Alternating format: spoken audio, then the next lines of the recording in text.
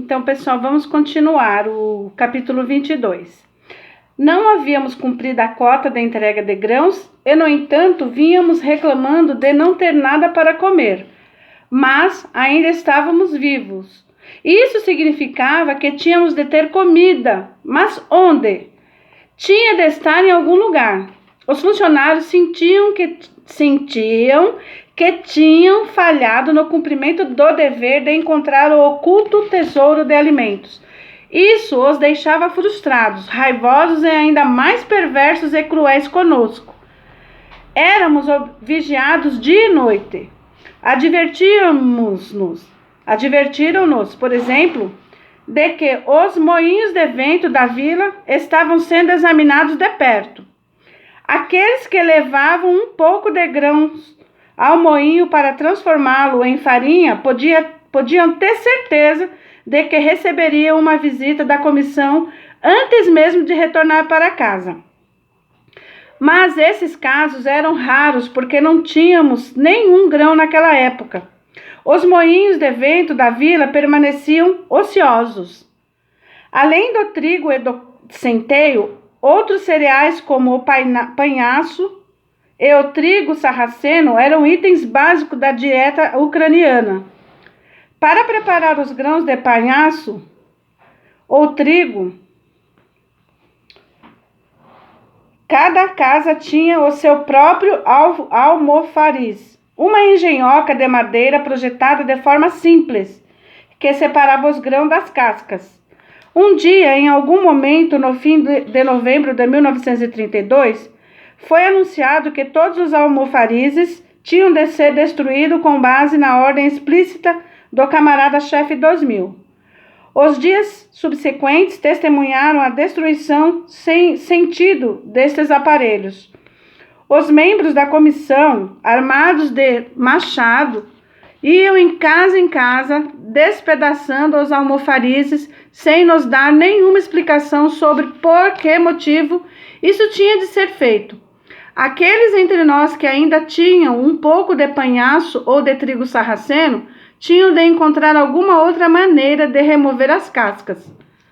A fumaça que serpenteasse sendo despendida de uma chaminé também poderia trazer problemas a uma casa, já que era um sinal seguro de que alguma coisa podia estar sendo cozida dentro dela.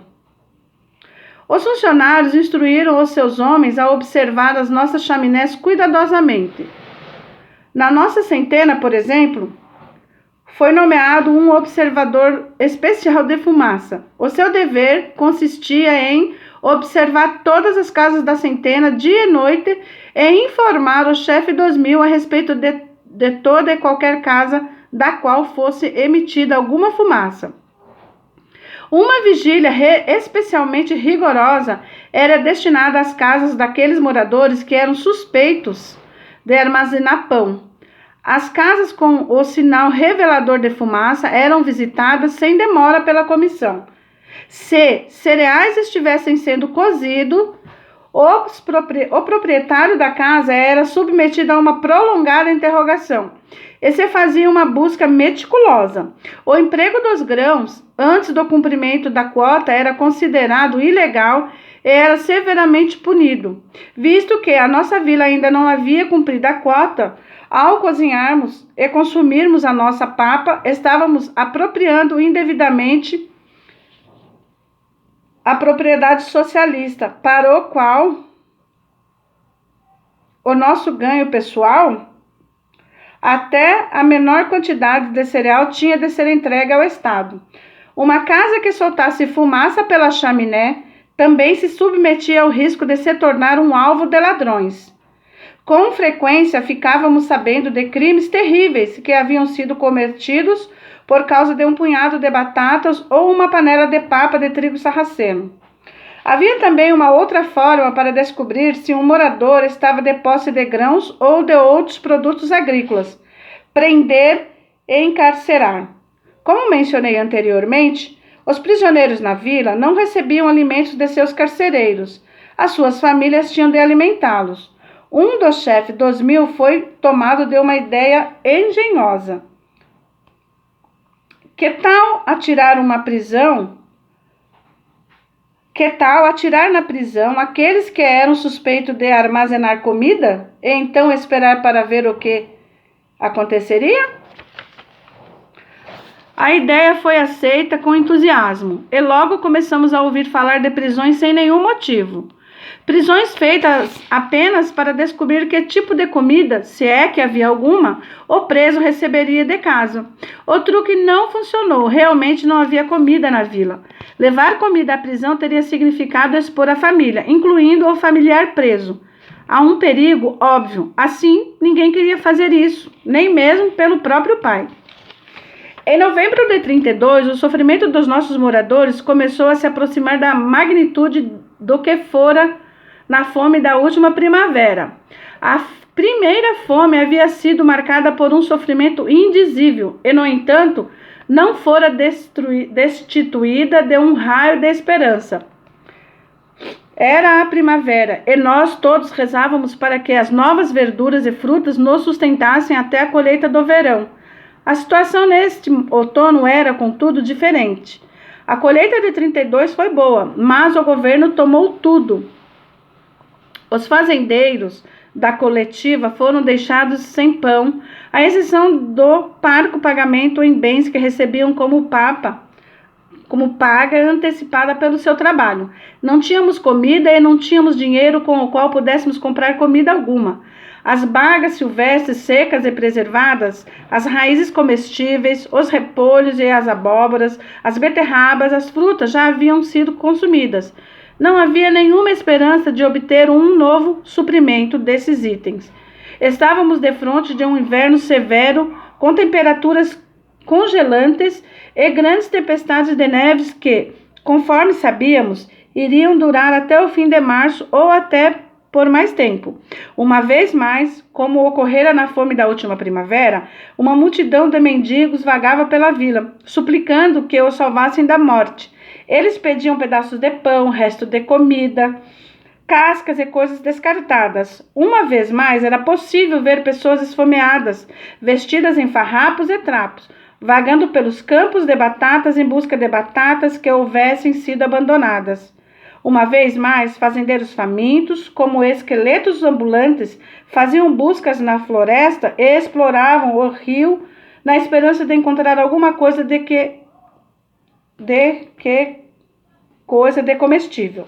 E eles iam de novo para as cidades, as estações ferroviárias e os trilhos de trem na esperança de obter um pouco de comida dos passageiros. Em comparação com os outros moradores, a vila, a minha família e eu estávamos mais preparados para enfrentar o inverno. Havíamos aprendido com as dificuldades experimentadas durante a fome da última primavera a fazer preparativos. O nosso problema principal era de como esconder o pouco de comida que tínhamos dos olhos dos raios-x dos funcionários. Era difícil superá-los em astúcia, mas os nossos instintos de sobrevivência nos deixavam inventivos. A ameaça da fome iminente tornara as nossas mentes agudas, que nos libertara do medo de sermos capturados e nos deixara prontos a lutar por nossas vidas a qualquer custo. Enquanto nos preparávamos para o inverno, sabíamos que tínhamos de ser mais espertos do que os nossos perseguidores se quiséssemos continuar vivos. Esconder comida não era uma tarefa simples. A perspectiva da fome intolerável nos forçava a assumir riscos que de outro modo jamais teríamos ousado correr. Depois de pensar e discutir com muita preocupação, a minha mãe finalmente teve uma ideia. Era muito simples, mas extremamente arriscada. Por que não contar com a ajuda do governo? Ela observou como se fosse óbvio. Nós não entendíamos o que minha mãe tinha em mente. O que você quer dizer? Perguntei, completamente desconcertado. Você quer dizer pedir ajuda ao governo? Você sabe que, em vez de nos ajudar, eles já tomaram tudo o que temos. Não é isso, ela respondeu tranquilamente, como era do seu feitio. O que eu quero dizer é que deveríamos esconder toda e qualquer comida que tivermos num buraco em terras do governo. Tivemos de concordar com ela. Era uma ideia excelente. A lógica por trás dela era clara. Nenhum funcionário sequer cogitaria a possibilidade de que alguém ousasse esconder do governo a comida em terras do próprio governo. Qualquer uso pessoal de propriedade do governo era punida severamente pela lei. Mas ousamos afrontar a lei e, ao fazê-lo, salvamos as nossas vidas. Como antecipado, a Comissão de Aprovisionamento do Pão fez uma busca completa no nosso quintal e no nosso jardim, mas não se deu ao trabalho de atravessar a divisa com a propriedade do governo, as dunas de areia adjacentes. Durante a época da colheita, meu irmão e eu não havíamos ficado ociosos, em nada importando quão cuidadosa fosse a vigilância da safra. Fomos capazes de coletar trigo suficiente para preservar as nossas vidas, pelo menos até a próxima primavera. Éramos garotos ágeis, de pés ligeiros, conhecíamos cada vereda, cada arbusto e sabíamos como evitar a captura. O único problema que permanecia era o de como esconder os grãos. Contudo, esse problema havia sido resolvido pela nossa mãe. Enterramos um pouco de batatas e grãos numa faixa de terra adjacente às matas. Essa terra era uma inútil duna de areia cheia de salgueiros, com formas de arbustos, de modo que para nós era muito fácil disfarçar os nossos esconderijos. No inverno, esses esconderijos ficavam cobertos de neve, e nós os deixávamos intocados. Mas, quando chegava a primavera e a neve derretia, esse estoque representava o nosso único meio de sobrevivência. Abríamos os nossos esconderijos à noite, retirávamos algumas batatas e grãos suficiente para uns poucos dias, e então o fechávamos e cobríamos novamente. As nossas visitas noturnas àqueles esconderijos estão entre as minhas experiências inesquecíveis. Aquelas batatas e aquele grão eram o maior tesouro já escondido sobre a terra. Durante o inverno, comíamos a comida que estava escondida em outros lugares, no oco das árvores, por exemplo, ou no teto de palha. Escondíamos os grãos em muitas casas, em muitas sacas pequenas e em muitos lugares para sermos capazes de retirar uma saca por vez. Assim que a removíamos, imediatamente cozinhávamos e comíamos o seu conteúdo. Tanto cozinhar quanto comer eram ocupações noturnas. Ainda tínhamos um pouco de batata, chucrute e picles, que recebemos como pagamento antecipado em mercadoria pelo nosso trabalho no Coloshop. Esse era o nosso único alimento sólido, mas, à medida que os dias passavam, esses recursos começavam a se reduzir rapidamente.